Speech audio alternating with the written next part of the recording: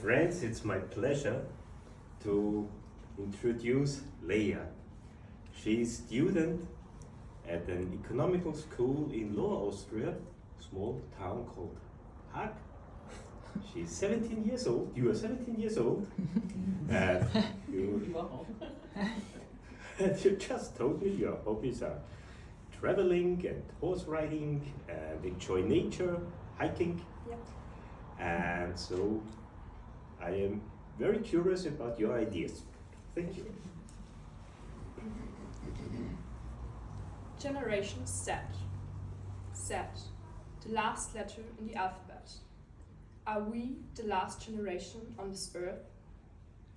Extreme weather events, rising sea levels, species extinction, global warming. To put it in a nutshell, the climate crisis is undeniable. Hearing such news, it can be challenging to believe in a positive future. Un avenir positif pour nous-mêmes, pour nos proches et surtout pour notre planète. Dear ladies and gentlemen, how can we as Europeans protect the environment? Many of you might immediately have ideas on how to answer this question. Save electricity, use water wisely, recycle, repurpose, redesign. However, it would be much better to strive to minimize waste as much as possible. Try to ditch the luxury limousine, the private jet, and even your car. Use public transportation, ride a bike, or walk instead. We know exactly what we should be doing, don't we? Alors pourquoi ne pas soutenir activement notre planète? The answer is clear. We feel comfortable in our everyday routines. So comfortable, in fact, that we often choose to race at full speed towards our ruin rather than leave our comfort zones. Dear audience, it is high time for us to open our eyes. The present situation of the Earth, our home, is largely a consequence of human activity. It is declining rapidly because we are contributing massively to this state with our selfish and unsustainable lifestyles. Nous sommes tous sauf des victimes de la crise climatique. Nous sommes à l'origine de la crise climatique. We are anything but victims of the climate crisis. We are the causes of the climate crisis. À ce stade, il me semble important de préciser que nous, les personnes devant lesquelles je m'exprime aujourd'hui, et moi-même, sommes dans une position privilégiée. We find ourselves in a privileged position, blessed with the opportunity to actually make a difference. Countless fellow humans do not know whether they will get to experience the next days, perhaps even hours. But we, you and I, have the chance to act. A chance that we carelessly throw away. Every 10 seconds, a child dies as a direct result of malnutrition, while across Europe, tons of food go to waste. Even in Austria, animals have to endure unnecessary and brutal torture and slaughter for nothing more than human pleasure.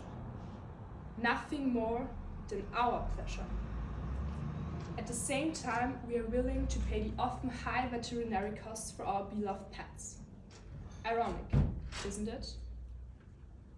We tend to justify these realities with the dismissive phrase, "That's just the way it has always been." Dear listeners, if not a handful of brilliant people dared to question old-fashioned and traditional ways of thinking, I would not be standing here in front of you today. I would not have access to education. It would have remained beyond my reach. En tant que femme, je n'aurais pas le droit de vote. Je ne serais pas autorisée à prendre mes propres décisions. Why, I ask you, am I granted with such a privileged life? It was sheer luck. I am incredibly happy that one of my biggest worries is if I pass my next exam. And yet, I feel uncertainty, even fear, when thinking about tomorrow, the day after tomorrow, the future. N'est-il pas naturel d'assumer la responsabilité de nos actes en tant qu'être humain? Why do we choose to remain indifferent? Why do we opt for the safety of our comfort zones and head towards a direction that we all consider to be wrong?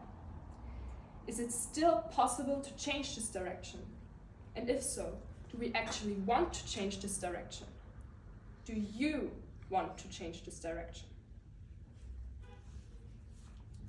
Chère mère, père, amis, politiciens, chers inconnus, donnez-nous une chance. Give us a chance for a future on an earth that does not burn in flames nourished by our hate and ignorance and distraction.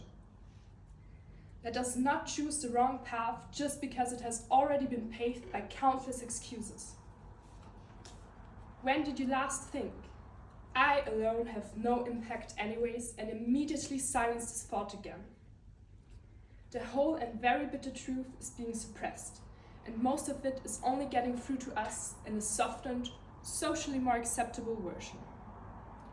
Once again, we are anything but victims of the climate crisis. We are the causers. Une fois de plus, nous sommes tous sauf des victimes du changement climatique. Nous sommes à l'origine. How can we, as Europeans, protect the environment? By finally taking on responsibility.